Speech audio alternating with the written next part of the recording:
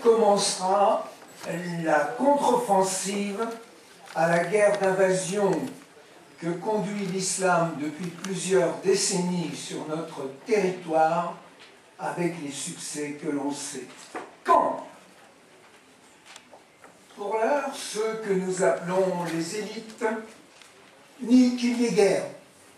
Ils ne veulent pas voir, ils ne voient pas, ou ils ne veulent pas voir que nous assistons à la constitution d'un État dans l'État, que nous allons tout droit vers la libanisation ou la balkanisation, et qu'au bout, il y a une guerre à l'intérieur de nos frontières, une guerre qui sera d'autant plus impitoyable que son enjeu sera la préservation de nos libertés, de nos modes de vie, de notre civilisation.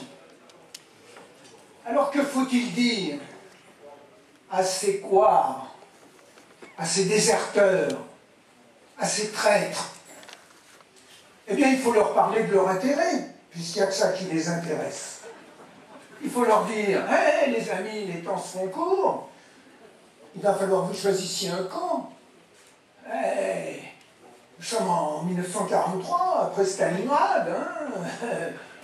Et avez-vous remarqué que cette guerre, eh bien, nous allons la gagner. Vous allez la gagner, vous, les résistants? Bien sûr, car nous avons gagné la reine des batailles. Nous avons gagné la bataille de l'opinion.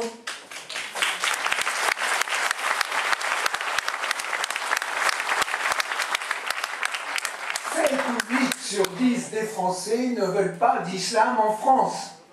Donc, un jour ou l'autre, il n'y aura plus d'islam en France. Nous avons d'ores et déjà gagné la guerre.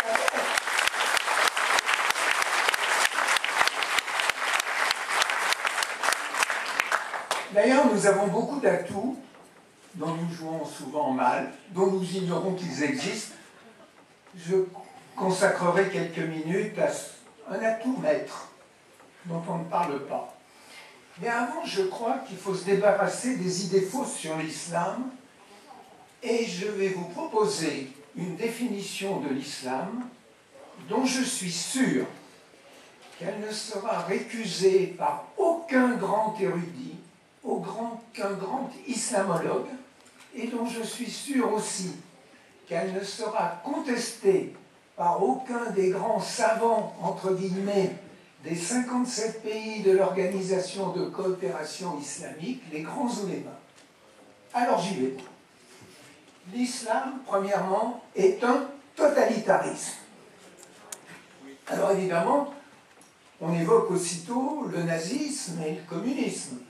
Mais sachez que totalitarisme est un mot valorisant pour un musulman, car toute sa vie est placée sous le signe de la soumission à la loi d'Allah. Et ni le nazisme ni le communisme ne sont allés aussi loin dans l'encadrement d'un homme. Le nazisme et le communisme ne sont pas intéressés à la manière dont un monsieur couche avec sa dame ou se conduit aux toilettes. C'est un totalitarisme. Et ce totalitarisme est expansionniste. Alors jusqu'où veut-il se répandre? Eh bien jusqu'au bout, car le but de l'islam, c'est l'anéantissement de toute civilisation et son remplacement par l'islam. Il faut le répéter, il faut le savoir. Et ce totalitarisme, quelles sont ses armes? Comment veut-il agir? Bien, quand il est en position de force, par la violence, avec les armes, et autrement, par la ruse, le mensonge, la dissimulation, ce qu'on appelle la taqiyya. C'est cette guerre par la taqiyya qui est menée sur notre territoire. Bon. Alors, l'islam est bâti sur 2 bases très solides. D'une part, le Coran, qui est, comme vous le savez, la parole d'Allah, éternelle comme lui, incréée. Et depuis le IXe siècle, quiconque prétend que le Coran est un fait historique, qui n'est pas éternel, commet le péché d'apostasie. passible de la mort. Et le deuxième pilier, ce sont les faits édits de l'envoyé d'Allah, Mahomet, que le Coran désigne comme le beau modèle. Faits édits qui sont regroupés dans des recueils qu'on appelle le hadith. Ce Coran et ces hadiths, c'est du béton. On ne peut pas changer quoi que ce soit, on ne les discute pas dans les pays musulmans. C'est totalement interdit. Aucun travail d'orientaliste n'a jamais été traduit dans un pays musulman, il faut le savoir. Alors, le fait que l'islam soit bâti sur ces deux bases explique une notion que nous n'avons pas assez à l'esprit. La dynamique de l'islam est exactement le contraire de la dynamique de notre civilisation occidentale. Nous ne croyons qu'au progrès, au changement. Du passé, faisons table rase. Et du moment que c'est nouveau, c'est bien. Que ce soit la méthode globale pour apprendre l'orthographe ou la dernière marque de dentifrice. Le nouveau, c'est bien. Pour un musulman, tant que l'islam a été maître de son destin, le grand péché a été l'innovation. Et la dynamique, c'est le retour vers les origines plus ou moins mythifiées. C'est l'involution. Et si vous voulez comprendre ce qui se passe en Irak, en Syrie, au Nigeria et dans nos banlieues, ayez en tête ce mot d'involution. Alors nos élites ne s'embarrassent pas de ces considérations. L'islam, c'est simple, c'est une religion. Alors l'islam, religion, ça plaît beaucoup. Dans les loges comme dans les sacristies. À Saint-Germain-des-Prés, comme à la Bourse. C'est magnifique. Une religion, n'est-ce pas? On sait ce que c'est. Nous en avons déjà 2 ou 3. Et puis, depuis Auguste Comte, on sait bien que les religions s'étiolent et finissent par disparaître. Les églises se vident, les mosquées vont bien finir par se vider aussi. L'involution, pensez. Du côté des religieux, c'est merveilleux, l'islam religion. Oh, voilà du renfort. C'est le 3e monothéisme qui vient au secours des 2 premiers. Sauf que pour les musulmans, le christianisme n'est pas un monothéisme. C'est tout. À cause de la Trinité, la double nature du Christ, le culte des saints, etc., etc. Mais là, alors, ça se déchaîne, hein. L'écuménisme et le syncrétinisme, allez, allons-y.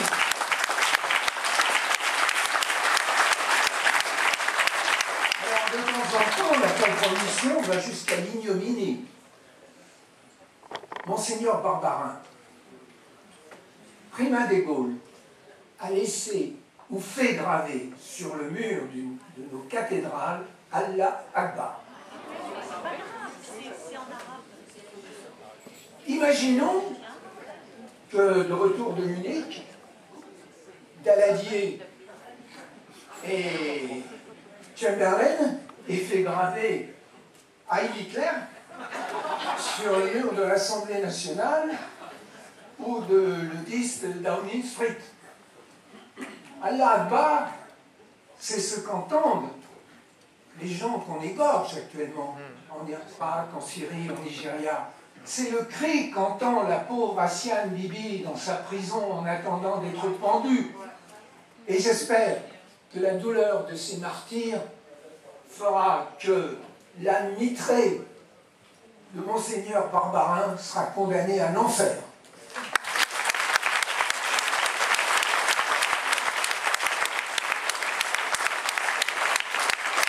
Cette religion, c'est pratique notamment pour les musulmans. Car eux qui nous connaissent bien, alors que nous ignorons pratiquement tous d'eux, ils disent, nous sommes une religion, nous demandons des lieux de culte. Et on leur construit des mosquées. Sauf que Une mosquée, qu'est-ce que c'est? C'est la reproduction de la maison de Mahomet à Médine. Alors là, certes, on priait, on prêchait, mais c'est aussi là que le beau modèle organisait ses razzias, ses déplacements de population, ses attentats ciblés, le massacre de temps en temps aussi. C'est le centre de la vie des musulmans, d'une communauté musulmane. Donc, quand un élu local permet la construction d'une mosquée, le sait-il, il fait entrer une parcelle du territoire dans la maison de l'islam. Car, j'aurais dû vous le dire plus tôt peut-être, dans ce système guerrier, les choses sont simples. Il y a d'un côté la maison de l'islam et d'autre côté la maison de la guerre. Donc, on donne un bout du territoire national à l'islam. C'est clair. Et puis, bon, il nous faut aussi, n'est-ce pas, des aumôniers. Voilà, le mot n'existe pas en arabe. Et la chose non plus. Et, bien sûr, on a mis des aumôniers partout, dans les prisons, dans les armées. Et un député tombé avec la dernière averse, qui a eu le mérite au moins de dire que la majorité des racailles qui peuplent nos prisons étaient des musulmans, a demandé qu'il y ait encore plus d'aumôniers. Sans doute pour mieux les évangéliser, comme on dit notre ministre de l'Intérieur. C'est-à-dire qu'on va leur apprendre l'islam, et puis comme il n'y a qu'un islam, eh ben, il y aura de plus en plus de musulmans, de plus en plus motivés contre nous pour la conquête dans les prisons. Voilà. Voilà donc quelques avantages dont tirent parti les musulmans. Mais maintenant, ils ont répandu partout leur taupe, qui s'appelle, tous les membres du Conseil français du culte musulman, Malek Chebel, Tariq Ramadan, les Fils de France, tout ce qu'on veut, ce sont des taupes. Ce sont des taupes de l'invasion. Ce n'est pas la peine de se raconter l'histoire. L'islam qui nous présente n'a jamais existé, n'existera jamais, et s'il parlait dans un pays musulman, comme il parle chez nous sur la tolérance, la coexistence, etc., il serait vite enfermé, fouetté et peut-être décapité. Mais on leur ouvre même, tenez-vous bien, une émission le dimanche matin sur le service public de la télévision. Pourquoi se gênerait-il?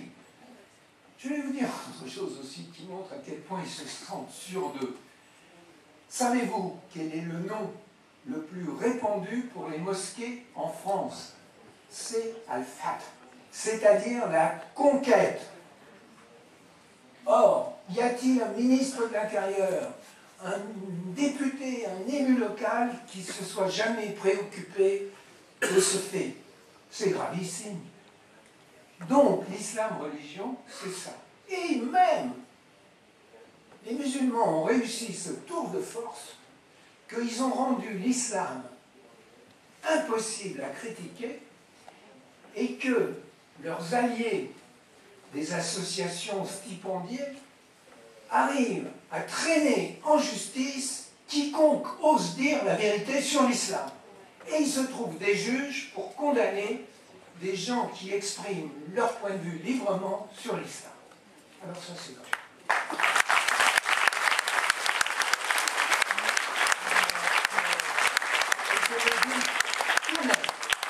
Et je le dis tout net.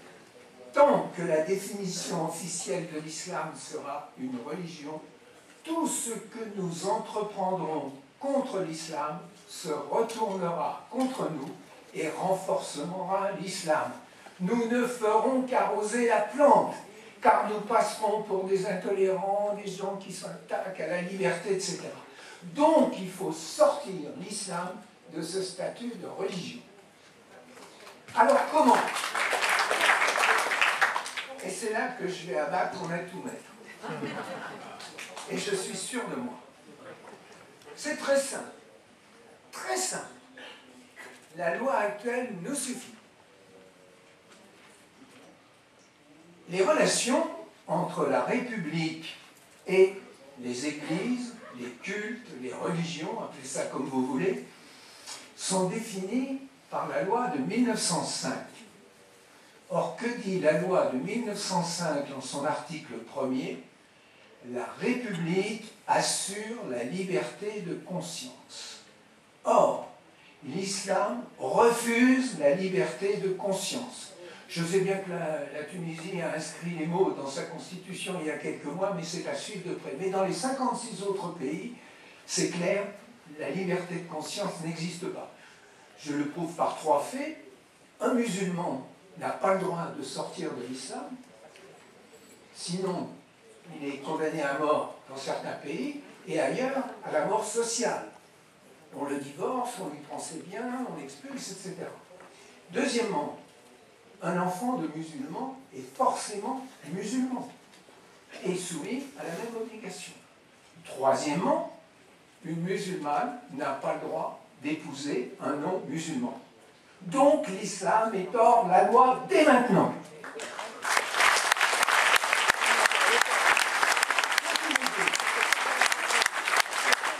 Ce qui veut dire que les mosquées sont hors la loi, les prêches sont hors la loi, l'émission de France 2 est hors la loi, etc., etc. Et toutes nos taux doivent être poursuivis pour propagande en faveur d'un totalitarisme négateur de nos libertés. Utilisons cette loi de 1905.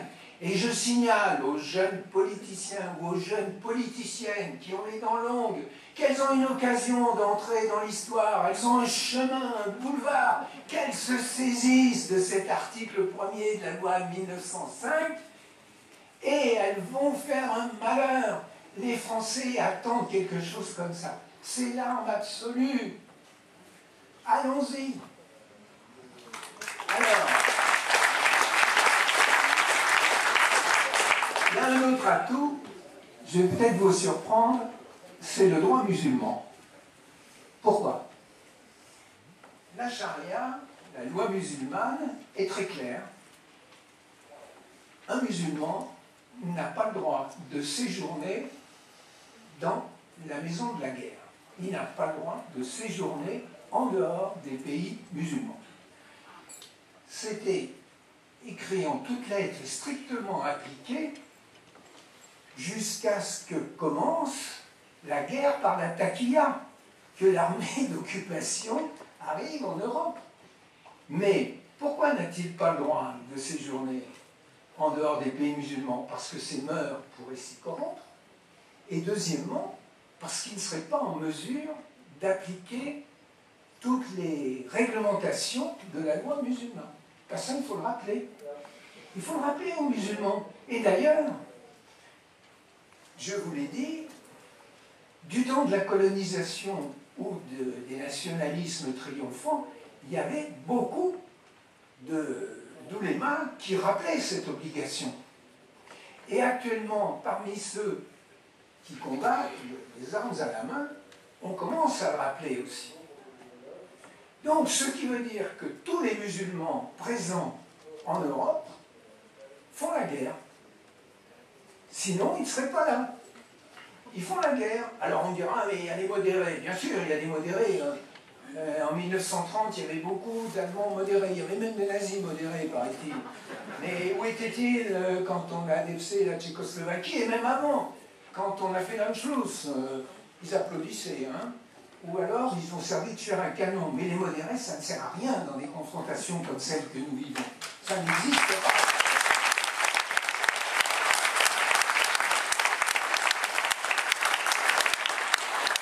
Donc, voilà ce que je voulais vous dire.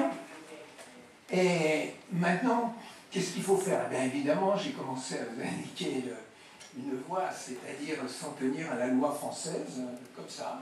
Mais alors, messieurs de la politique, montez à la tribune, déposez un texte, et puis on verra. Mais il nous faut une stratégie, ce n'est pas le lieu ici de la détailler. Il nous faut un chef, des hommes, etc.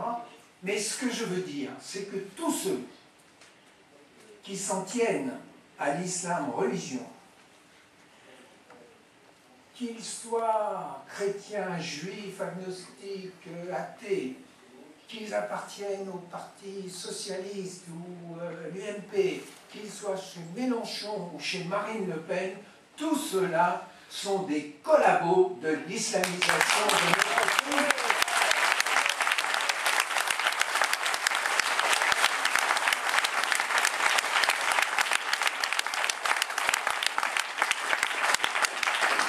Alors, bon, ben je crois que dans les deux mots bloc identitaire, il y a tout un programme.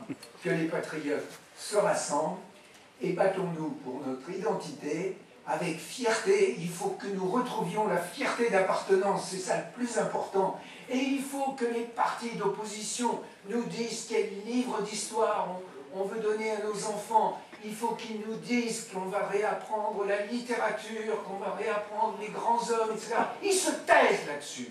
Qu'ils soient à droite ou à gauche, ils disent rien. J'attends, moi, de Marie, qu'elle me parle de ça.